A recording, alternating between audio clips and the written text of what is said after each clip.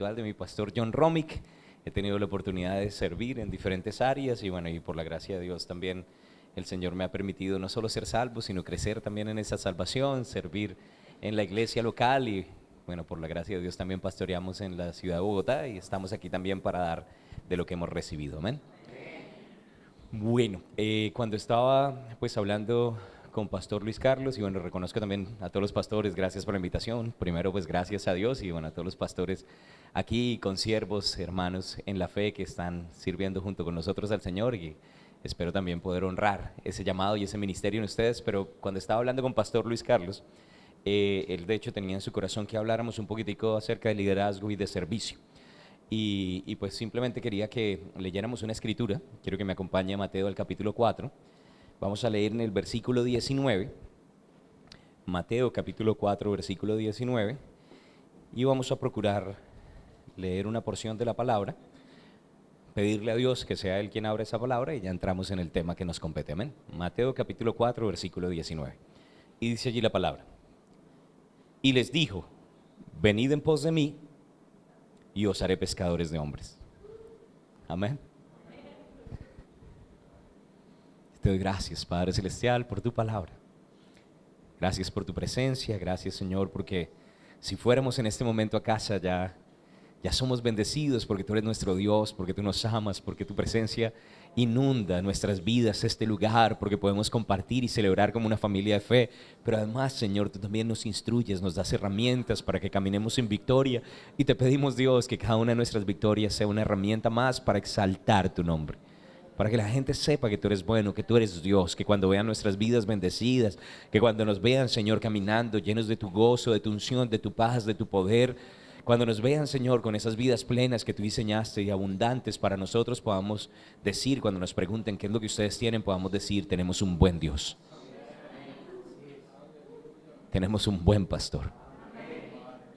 Te damos gracias por cuidar de nosotros. Te pedimos una vez más, Señor, en esta noche que además de todo lo que tú haces, sabemos que tú tienes más abundantemente de lo que pedimos o entendemos, que abras tu palabra a nuestras vidas, que hables a nuestro corazón, que podamos recibir de ti todo lo que tienes para nosotros en este tiempo.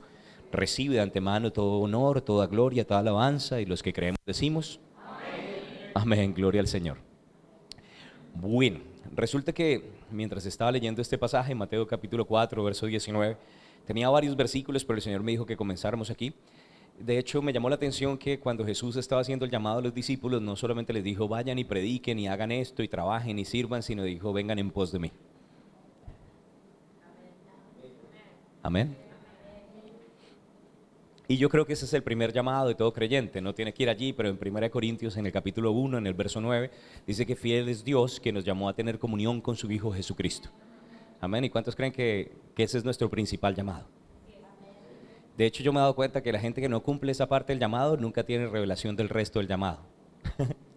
Pero cuando nosotros pasamos tiempo con Él, Él empieza a contarnos cuáles son los deseos que Él tiene para la humanidad, cuáles son los deseos de su corazón para nuestras vidas, nuestros hogares, nuestra familia, nuestro servicio. Y es allí donde empiezan a disiparse todas las dudas y podemos conocer verdaderamente ese plan, ese propósito que Él tiene para nosotros. ¿Cuántos saben que no estamos aquí por casualidad? Que de hecho cuando Dios nos envió a este mundo, Él tenía planes en su corazón, ¿no? Él dice, yo sé los pensamientos que tengo acerca de ustedes, pensamientos de paz, para darles un bien, una esperanza. Y de hecho la Biblia nos dice que somos hechura suya, creados en Cristo Jesús, para buenas obras, las cuales Él preparó de antemano para que anduviésemos en ellas. Amén, entonces Él tiene un propósito. O sea, puede que usted de pronto haya cogido por sorpresa a sus papás, pero no a Dios. Amén. Y cuando Dios lo envió, Él lo dio a esta tierra, lo llenó de talentos, de dones, equipado para que usted pueda cumplir ese propósito. Y en muchas ocasiones la gente dice, bueno, ¿cuál es el llamado que yo tengo para mi vida? ¿Cuál es el plan que Dios tiene para mí? ¿Cuál es ese plan y ese propósito? Y lo primero es, venid en pos de mí. A mí me gusta leer en Marcos, en el capítulo 3, cuando Él hace el llamado a los discípulos, y en los versículos 15 y 16, dice que Él estableció a 12 para que estuviesen con Él y para enviarlos a predicar y sanar a los enfermos y echar fuera demonios. Pero lo primero que dice es que Él los estableció para que estuviesen con Él. Y a veces queremos salir a predicar y echar fuera demonios y sanar enfermos, pero se nos olvida esa parte de estar con Él. Ahora, yo no sé usted, pero yo ya soy bendecido de estar aquí. Mientras estaba ahí, sentí como, yo necesito esto, yo necesito estar aquí en la presencia de Dios y doy gracias a Dios por lo que ustedes están haciendo aquí. Ya me voy así contagiado, ¿cierto? Y si este es el primer día, no me imagino cómo se va a poner esto. Amén, gloria al Señor que es siempre fiel. Y ya me habían contado, pero es más chévere estar ahí. Gloria a Dios que es fiel. Ahora, quiero mencionar de pronto algunas cosas, algunas pues para honrar también a Pastor y el deseo que hay en su corazón, algunas cosas acerca del liderazgo. Y lo primero que quiero mencionar es que estas personas que Jesús estaba llamando, vengan en pos de mí, yo voy a hacer de ustedes pescadores de hombres, se convirtieron en los pilares de la iglesia primitiva, se convirtieron en tremendos líderes, pero lo primero que Jesús quería era que pasaran tiempo con Él. Y me llama la atención que de hecho cuando uno estudia el tema acerca del liderazgo en la Biblia, de hecho no hay tantos versículos que hablen acerca de líderes. Y en muchas ocasiones los versículos que hablan acerca de líderes no necesariamente son buenos. Jesús a veces le jalaba las orejas a los fariseos y le decía, ustedes son ciegos, guías de ciegos. O sea, ustedes son líderes pichos. ¿Sí? Y no necesariamente el hecho de ser un líder quiere decir que uno es un buen líder. Me llama la atención que en alguna ocasión, escuchando a uno de mis maestros, el pastor reverendo Richard Joliffe, él dijo la palabra líder en el alemán es la palabra Führer. El Führer, ¿sí saben? Como Hitler era el Führer, era el líder, y esa palabra quiere decir líder. Entonces el hecho de ser líder no quiere decir que usted va a ser un buen líder. Y líder es simplemente una persona que tiene influencia, ¿cierto? Y hay personas de pronto que influencian a otras personas a hacer cosas malas. Y no queremos ser ese tipo de líderes, queremos ser líderes santos, queremos ser líderes que caminan para la gloria de Dios, para llevar gente a Jesús, amén. Pero entonces el liderazgo en la Biblia es un tema que a veces no es tan claro y a veces de hecho hay críticas a esos malos pastores, malos líderes, malas personas que de pronto desvían a la gente y en vez de hacerlos cumplir el plan y el propósito de Dios, pues de hecho lo que hacen es de pronto hacer que gente se pierda. Y yo me imagino, ¿no?, que un día vamos a tener que rendir cuentas y yo creo que como todos, quiero escuchar las palabras de Jesús decir, buen siervo y fiel, sobre lo poco has sido fiel, sobre lo mucho te pondré. Y cuando yo veo realmente el estudio de este tema en la Biblia, veo que lo que Dios enfatiza más no es tanto el liderazgo, sino el ser un discípulo, el ser seguidor, el ser un siervo. Y recuerdo que en una ocasión uno de mis maestros, el reverendo Cartotti, de pronto ustedes también han tenido la oportunidad de recibir enseñanza acerca de él decía, los buenos líderes son primero buenos seguidores. Y eso fue lo que Jesús hizo, les dijo, vengan primero en pos de mí. Ustedes van a terminar siendo líderes, pero yo necesito que ustedes aprendan a seguir. Y él quería que estuvieran con él quería que fueran sus discípulos, que fueran entrenados. Ahora hay una parte acerca de ser discípulos que es muy importante, que es que cuando somos discípulos empezamos a recibir instrucción, enseñanza, recibimos esa leche espiritual no adulterada, el pan de vida que trae no solamente salvación, sino crecimiento en esa salvación. Y a medida que estamos recibiendo eso, pues entonces no solamente somos fortalecidos, sino que a medida que vamos creciendo podemos también cuidar de los que vienen detrás de nosotros y nos empiezan a asignar ciertas tareas. Y Jesús de hecho a sus discípulos les puso ciertas tareas.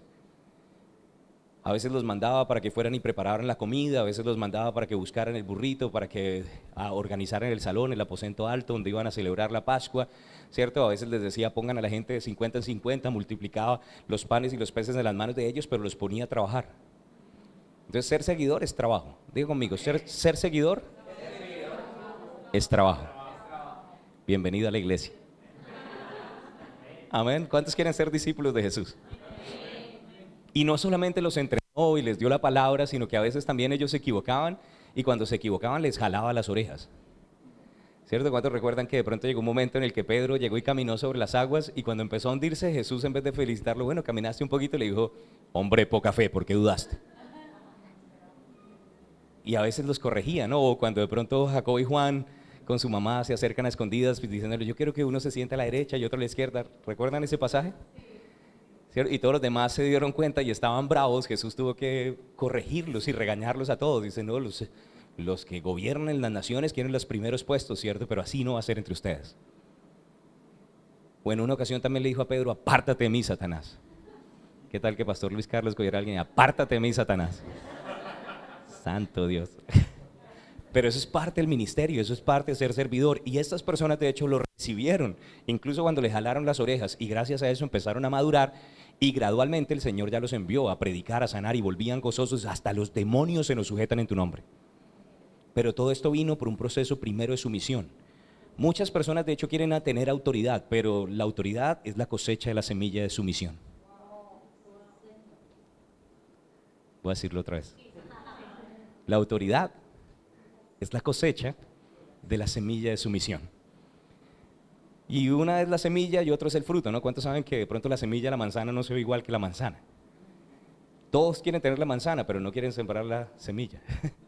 Y en muchas ocasiones yo veo que personas en el cuerpo de Cristo quieren tener autoridad, pero no quieren disponerse a ser buenos servidores, buenos seguidores, realmente a ser discípulos, a dejarse entrenar, a recibir la palabra, para que a través de eso puedan ir creciendo, a dejarse jalar las orejas y aceptar la corrección, para después salir también y hacer ciertas tareas. Y de hecho es chévere también cuando uno tiene un pastor sobre uno, ¿cierto? Uno va y hace cosas y el pastor lo manda, y si uno se equivoca, pues el pastor responde.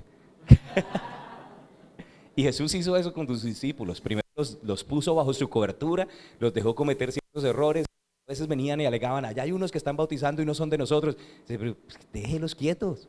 Nosotros no somos la única iglesia, ¿no? Porque a veces decimos, mi iglesia sí es avivada. Y eso es orgullo espiritual, ¿no? Es como decir, las otras no son como la mía. Y yo, de hecho, yo pensé que la iglesia era de Cristo, creía que Él la había comprado con su sangre, ¿cierto? ¿Desde cuándo es su iglesia? Él tiene una sola iglesia, pero a veces nosotros nos comparamos, ¿cierto?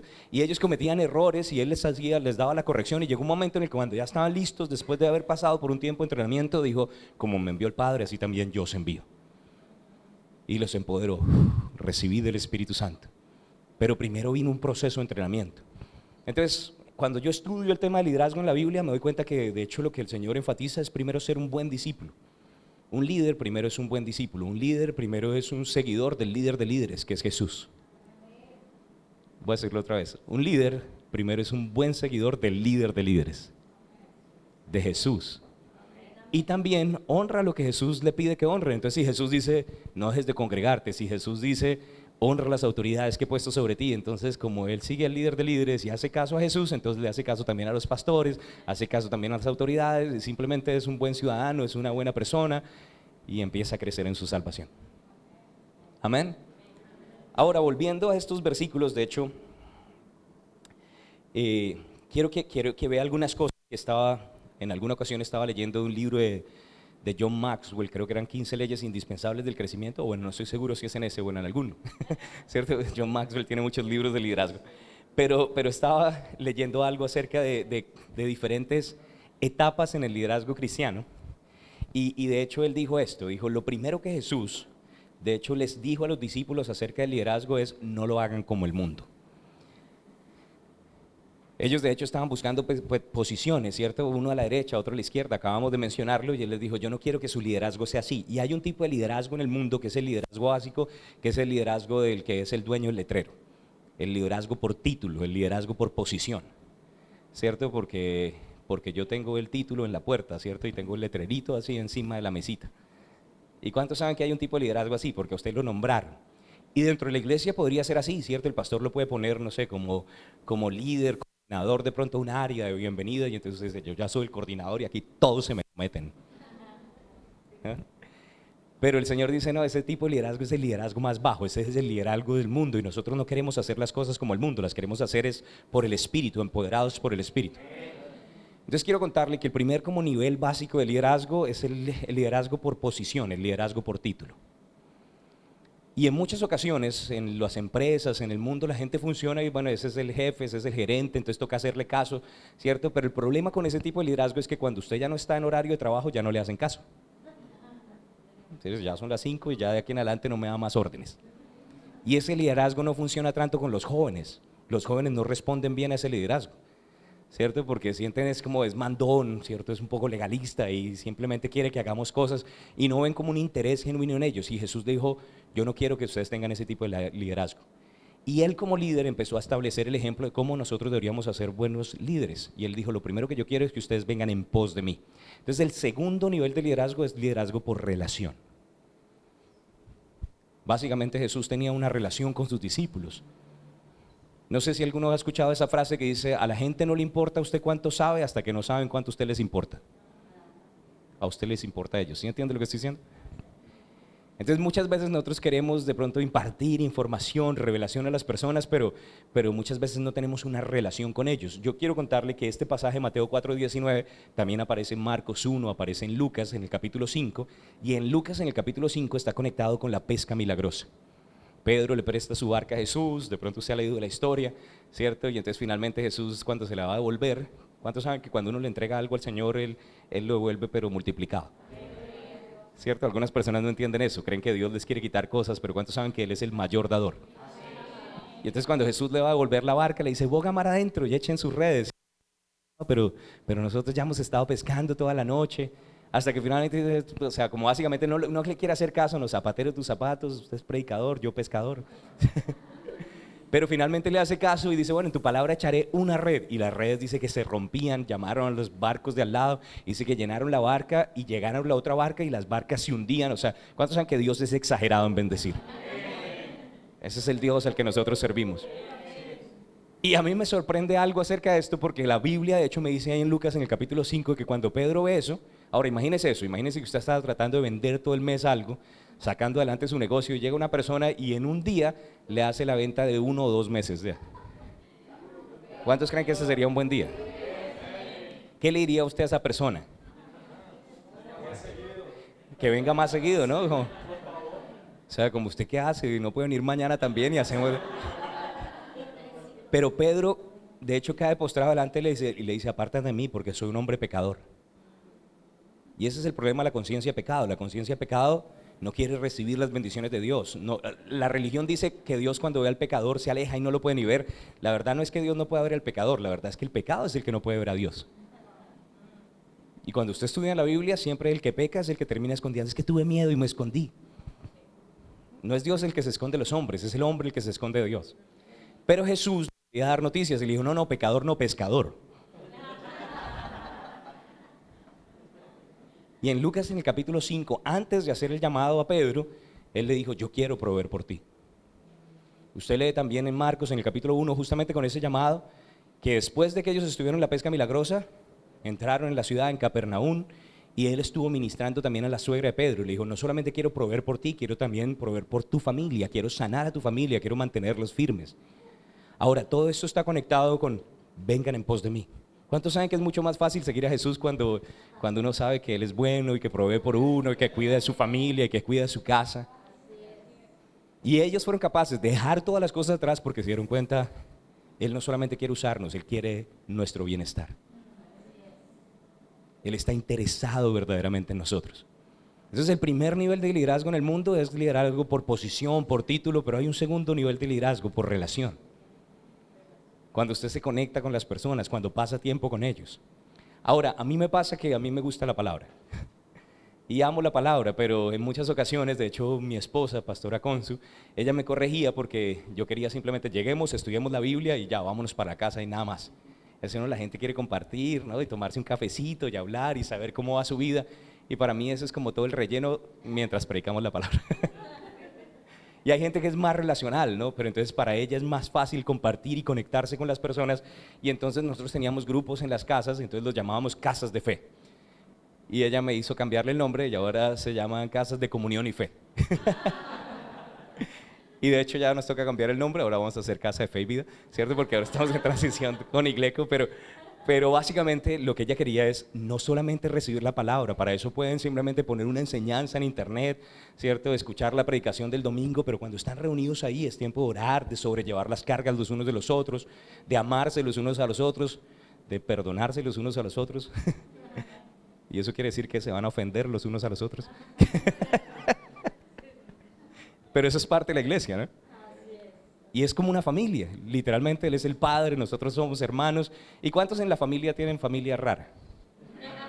¿Cierto? El tío loco, el primo raro. Por ahí dicen que si usted no pensó en alguno, es usted.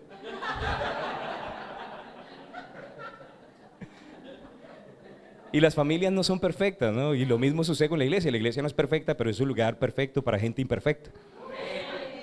Es el lugar donde empezamos a recibir esa instrucción que nos ayuda a madurar, a crecer, a ser transformados, ¿cierto? Y a veces la gente dice, yo no voy a la iglesia porque son un montón de hipócritas, pero la verdad, pues mi pastora en eso es un poco fuerte, dice, todavía recibimos uno más.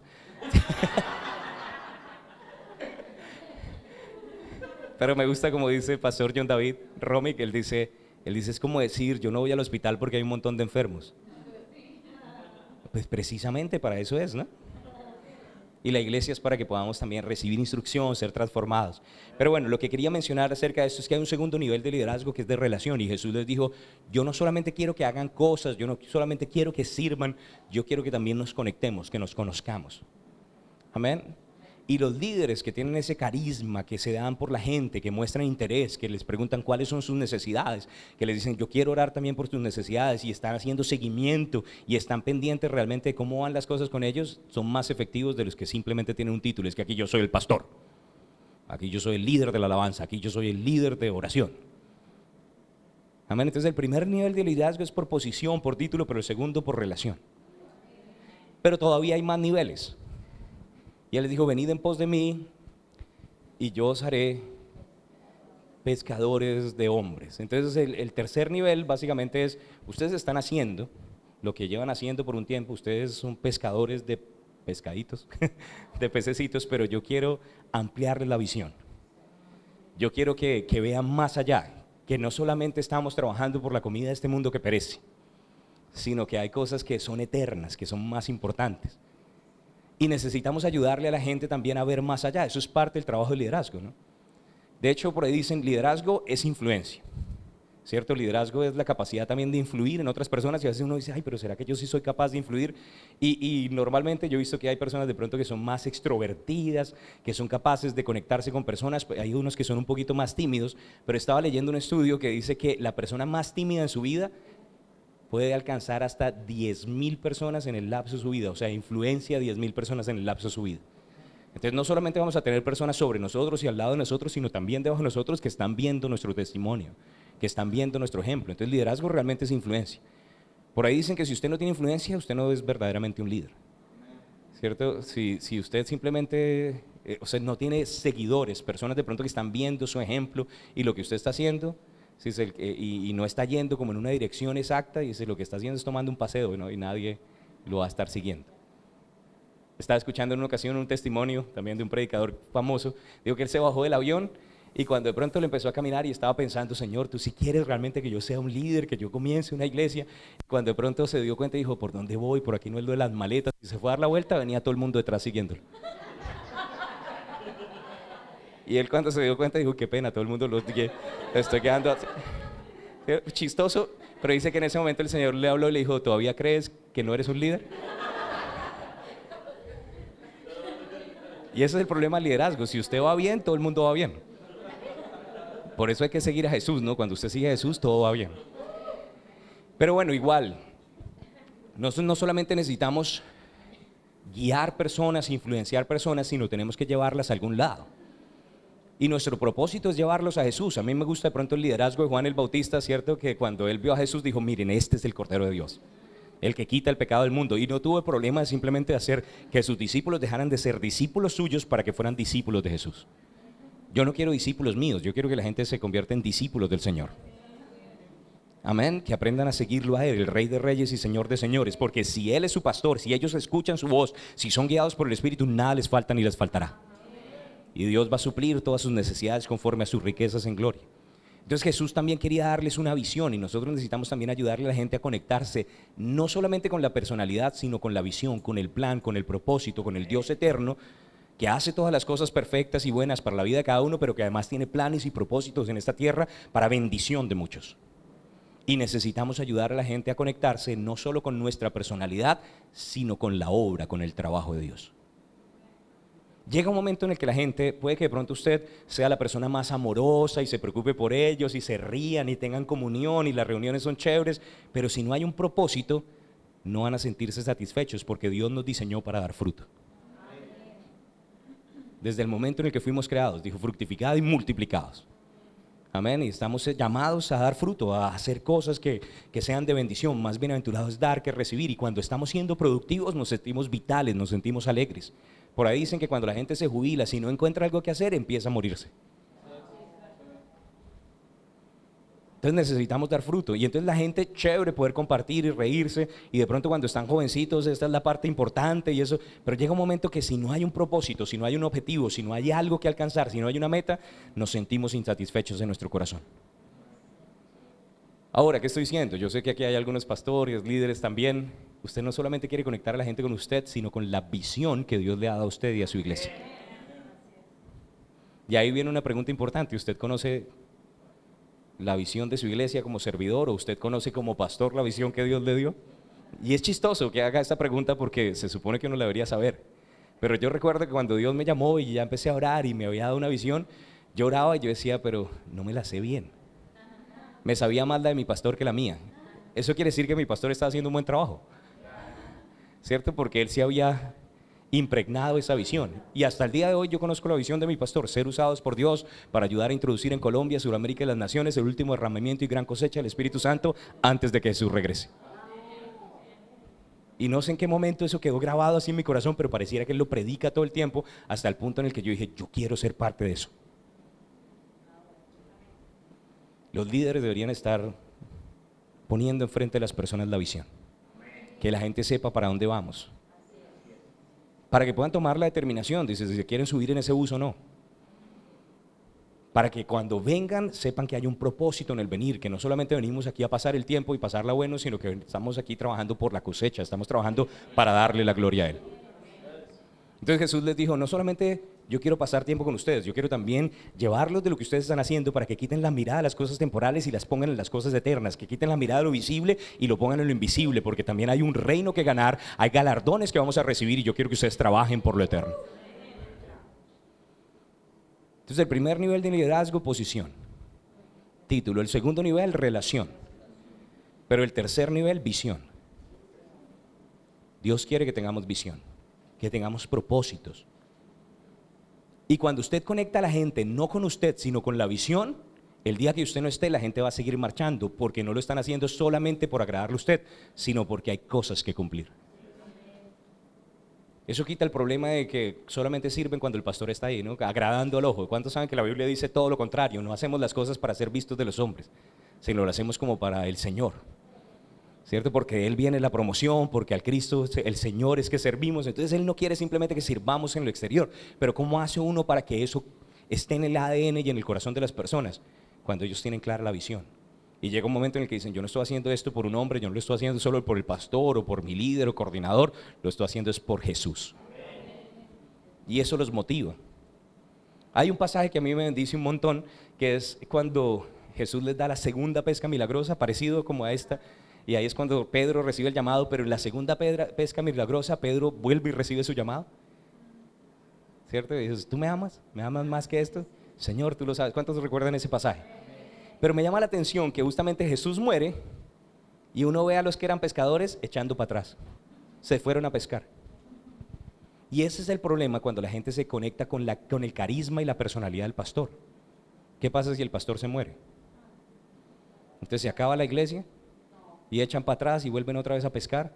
Jesús se les tuvo que aparecer, ¿no? Y les volvió a dar una pesca milagrosa. Yo creo que eso les hizo recordar la primera pesca milagrosa. Y cuando estaban con él, entonces le dijo, la visión no ha cambiado, apacienta mis ovejas, cuida mis corderitos, sigue otra vez yendo por las personas. Yo ya no voy a estar, pero la visión continúa. Usted no quiere que la gente solamente se conecte con usted, usted quiere que la gente se conecte con la visión, para que el día que usted no esté, ellos sigan motivados cumpliendo el plan y el propósito de Dios, para que la iglesia continúe. Muchas veces yo veo que pastores fallecen y las iglesias empiezan a decaer, empiezan a echar para abajo, y eso no debería ser así. Y a veces es porque están conectados con la personalidad del pastor y no con la visión que el pastor ha recibido de parte de Dios. Amén. Ahora, Dios quiere que nosotros vayamos creciendo en cada uno de estos niveles de liderazgo. Pero además de esto, hay un cuarto nivel de liderazgo. Y quiero que observe que Jesús les dijo, venid en pos de mí y os haré a ustedes pescadores de hombres. O sea, no solamente quiero que trabajen para mí, me alcancen a lograr el plan que Dios tiene para mí y la visión que Dios me dio para que un día yo escuche buen siervo y fiel, sino que mientras ustedes se conectan a este cumplimiento de la visión y del plan, ustedes también se van a desarrollar, ustedes van a crecer, ustedes van a ser transformados en personas diferentes y esto va a empezar a afectar sus vidas. Porque llega un momento en el que la gente se conecta con la visión, pero si usted no les ayuda a ver cuál es el beneficio que trae para ellos el estar conectado con la visión, van a sentir, bueno, pero se ve, ¿cómo voy yo ahí? Me están usando, ¿cierto? Me están explotando, y aquí el pastor solamente me quiere es para que ganemos más gente, y de pronto es porque le interesa la plata, y no se dan cuenta realmente cuál es el propósito, ¿no? Más gente. No estamos solamente por los números, pero ¿cuántos saben que delante del trono hay millares de millares? Entonces pareciera que en números también representa personas salvas que no están yendo al infierno y que van a poder estar una eternidad en el cielo. Entonces por un lado decimos, no, los números no son lo más importante, no es lo pero ¿cuántos entienden que también sí es importante? Porque esto hace que crezcamos, que seamos multiplicados, que haya más gloria al Padre. Al final estas son las joyas de la corona del Padre, y al final Él va a recibir todo el honor y la gloria y la alabanza de este precioso fruto de la tierra, que es el anhelo de su corazón. Pero la gente no solamente quiere ver a la iglesia creciendo, sino quieren saber, bueno, ¿y mi vida cómo va a ser transformada por esto? Y necesitamos entonces enseñarle a la gente que hay ciertos beneficios cuando ellos se conectan con la visión. Hay ciertos beneficios cuando ellos ponen las manos en el arado. A veces la gente dice, uy, eso servir es duro y el ministerio es duro, ¿cierto? De hecho, mi pastor tiene una enseñanza que se llama ser pastor es una machera. Y en una ocasión, pues alguien le estaba preguntando, bueno, ¿y por qué hizo esa enseñanza? Dijo, porque estoy cansado de esos pastores que dicen, no, eso hay que pagar un precio y eso es difícil y es terrible. Y tenemos esta mentalidad de que si servimos a Cristo, como que nos va a robar la vida y como que no va a ser bueno para nosotros, y no entendemos realmente que eso es lo mejor que podemos hacer. Que para eso fuimos llamados, que nuestro corazón va a estar satisfecho y pleno cuando realmente lo servimos a Él. De hecho, me gusta ahí en Juan, en el capítulo 13, y qué pena que estoy diciendo un montón de citas, ¿cierto? Aquí hay varios líderes, ustedes después las buscan. Pero cuando Jesús está lavando los pies de los discípulos, Él les dice, si ustedes saben estas cosas, van a ser dichosos si las hacen. Y les dijo, hay gozo en el servir. Esto les va a quitar la depresión, esto va a llenar de vida su corazón. O sea, qué terapia, qué pastillas, no, lo que usted necesita es servir en la iglesia local. Porque cuando usted sirve, esto va a traer gozo y va a ser participante de la unción, y la unción trae gozo, trae vida. Él dijo, sobre mis siervos y sobre mis siervas derramaré mi espíritu. Y entonces dijo, yo voy a empezar a desarrollarlos, y gradualmente ellos fueron participantes de la unción y venían emocionados, hasta los demonios se nos sujetan en tu nombre. O sea, poder participar de las cosas eternas es una bendición, ver personas naciendo de nuevo, hogares transformados, y no solamente los de ellos. Cuando uno participa de esa unción, se lleva esa unción en la casa y ora por sus hijos, y sus hijos son bendecidos, sanados, prosperados. Y esa misma unción que ayuda a que la obra del Señor sea hecha afuera, sea hecha dentro de la iglesia, también bendice nuestros hogares. Entonces Jesús les quería decir, yo no solamente quiero que estén conmigo, no solamente quiero que tengamos una relación, no solamente quiero que alcancemos el mundo, ¿cierto? Como Pinky Cerebro, alcanzar al mundo. No, yo quiero que ustedes también se desarrollen, que ustedes crezcan, que alcancen el potencial pleno que Dios ha puesto en ustedes. Y cuando lo hacemos, la gente se siente satisfecha. Cuando les empezamos a enseñar, además usted no solamente quiere ir al cielo. El Señor dijo, aquí vengo pronto y mi galardón es conmigo. Yo quiero llegar al cielo, pero yo quiero también los galardones. Entonces no solamente hay gozo, no solamente hay unción, también hay recompensas en esta vida y en la venidera. Y cuando la gente se empieza a dar cuenta de todo esto, de los beneficios del servir, de cómo realmente hay crecimiento, hay desarrollo espiritual, que llega un momento en el que uno sentado ahí en la banca no desarrolla su potencial pleno y no se siente satisfecho, pero cuando empieza a ayudar a otro, puede que después de que hubo campaña, al final del día usted tenga que echarse un baño y sacarse la mugre bajo las uñas, pero usted pone la cabeza sobre la almohada y usted está contento de haber servido al Señor. ¿Alguien entiende lo que estoy diciendo? Y cuando la gente empieza a darse cuenta de que realmente esto no es solamente para que ayuden al pastor a hacer algo, para que alcance, no sé, las multitudes y sea la iglesia más grande de la ciudad, sino que realmente se trata de Dios y de su propio crecimiento espiritual, ellos van a decir, listo, ¿dónde le firmo? Yo me comprometo, yo quiero servir. Y ese cuarto nivel es el desarrollo personal. Entonces otra vez, ¿cuáles eran los niveles? El primero, posición por título, ¿cierto? O sea, porque usted es el dueño del letrero. El problema es que solamente le cubren dentro del lugar o en ciertos horarios. El segundo nivel era relación. La gente quiere también tener una relación, conectarse. Los pastores que se interesan sinceramente por las personas, los líderes que se conectan con su grupo de trabajo, son más efectivos que los que no. Entonces necesitamos no solamente estar por obras, desempeños, sino de realmente estar interesados en la gente. La tercera, visión. Si hay un trabajo que hacer, ¿no? La gente quiere sentirse productivo, quieren conectarse con la visión, quieren ver realmente cómo se tienen que desarrollar. Y la cuarta, desarrollo personal. Usted tiene que ayudarle a entender a las personas que esto no solamente va a traer beneficios a la iglesia, sino beneficios a sus vidas. Que la unción de Dios los va a ayudar a ellos a crecer, a ser transformados, y sus hogares van a ser bendecidos. El testimonio va a impactar a las generaciones que vienen detrás de ellos, y sus hijos, como dijo Josué, yo y mi casa serviremos al Señor. Amén. Bueno, gloria al Señor. Todavía tengo un montón de cosas más para decir, pero ¿alguien está recibiendo algo de todo esto? Gloria al Señor. Yo quiero que veamos en Hebreos, en el capítulo 6, como para que veamos otra cita por lo menos. Sí, para sentir que sí predicamos. Y en Hebreos, en el capítulo 6, acompáñeme a leer el versículo 10. Hebreos capítulo 6, versículo 10. Y dice allí: porque Dios no es injusto para olvidar vuestra obra y el trabajo de amor que habéis mostrado hacia su nombre, habiendo servido a los santos. Y observa esta última frase: y sirviéndoles aún. Hay personas que sirvieron antes de pandemia a los santos. Santo Dios, se puso pesado esto. Pero no están sirviéndole aún. Y de hecho me llama la atención que la Biblia habla acerca de las señales de los tiempos, y es un tema que a mí me gusta estudiar, y realmente hay unas señales en Israel y hay unas señales en el mundo, pero la Biblia también tiene unas señales para la iglesia. Y casi siempre hablamos acerca de la cosecha y del derramamiento del Espíritu Santo. ¿Y cuántos creen que eso es parte también de lo que el Señor está haciendo en este tiempo? Amén, que Él llenará de gloria su casa, y eso es una bendición. Pero también la Biblia dice que en los postreros días vendrán tiempos peligrosos, y algunos de hecho se van a empezar a apartar de la fe, que van a tener comezón de oír, que realmente no van a querer escucharlas ni sufrir la sana doctrina, que se van a amontonar simplemente a ver maestros que le digan lo que ellos quieren escuchar. Y hoy en día es muy fácil, ¿no? Desde que ahora todo el mundo está en internet, esta me gusta, esta de santidad y arrepentimiento, no, esa no, paso.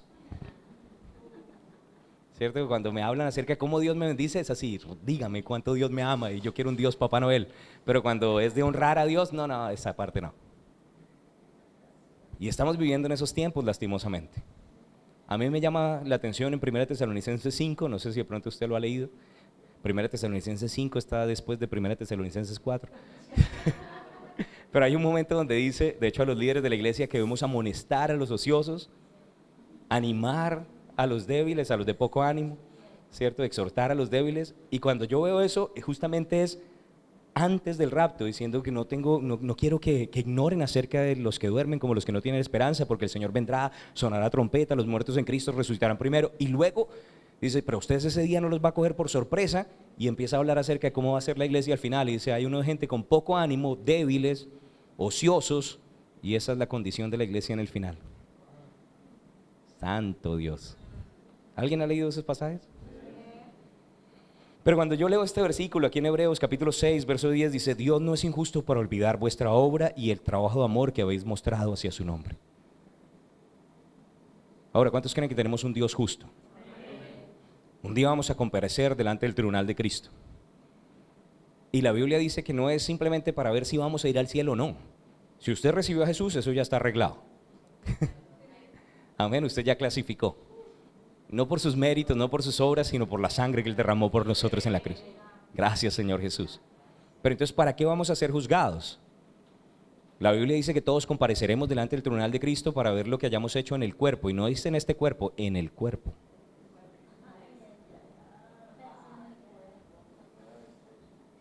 Primera de Corintios 5:10, sí, pilera. Pero básicamente el Señor nos va a pedir cuentas por lo que estamos haciendo, y Él no es injusto, y Él va a recompensar, ¿cierto? Y a alguno le dice: buen siervo y fiel, sobre lo poco he sido fiel, ten autoridad sobre 10 ciudades, a otros sobre 5 ciudades. Eso aparece en Lucas en el capítulo 19. Hay autoridad que vamos a recibir en el reinado milenial. Hay galardones, hay recompensas. No es un juicio de condenación, es un juicio para recibir recompensas, y Él no es injusto para olvidar la obra que hemos hecho y el trabajo de amor hacia su nombre. Pero no solamente hacia su nombre, observe que es hacia su nombre, y también ¿a quién? Que usted, y habiendo servido a los santos. Dios también tiene que ver con el servicio a los santos. Todo lo que estamos haciendo, puede que otras personas de pronto no se den cuenta, puede que no lo reconozcan todo en esta tierra, pero ¿cuántos saben que Dios no se olvida? Como dicen por ahí, hay un Dios en los cielos que todo lo ve. Pero en el buen sentido. Él está viendo todo lo que nosotros hacemos y Él va a venir y va a galardonar. Y aquí vengo pronto y el galardón, mi galardón es conmigo, dice la palabra. Pero la exhortación que quiero dejar con este versículo realmente es lo que dice al final: habiendo servido a los santos y sirviéndoles aún. No desfallezca, que podamos ser como el apóstol Pablo, que él dijo: yo no solamente he peleado la buena batalla, he acabado la carrera, sino que he guardado la fe. Parece ser que la fe hay que guardarla. Y cuando venga el Hijo del Hombre, lo primero que va a estar buscando dice: ¿hallaré fe en la tierra? Y la fe sin obras está muerta. Tal vez lo que está buscando es gente que siga firme congregándose, gente que siga firme sirviendo, gente que siga así firme ayudando para que otros puedan llegar a crecer en esa misma salvación. Y va a traer gozo, va a traer unción, va a traer vida, va a traer paz, va a traer recompensas. Amén. Y va a ser de bendición para nosotros. Bueno, gloria al Señor que es siempre fiel. Me gustaría, si son tan amables, que nos pusiéramos de pie.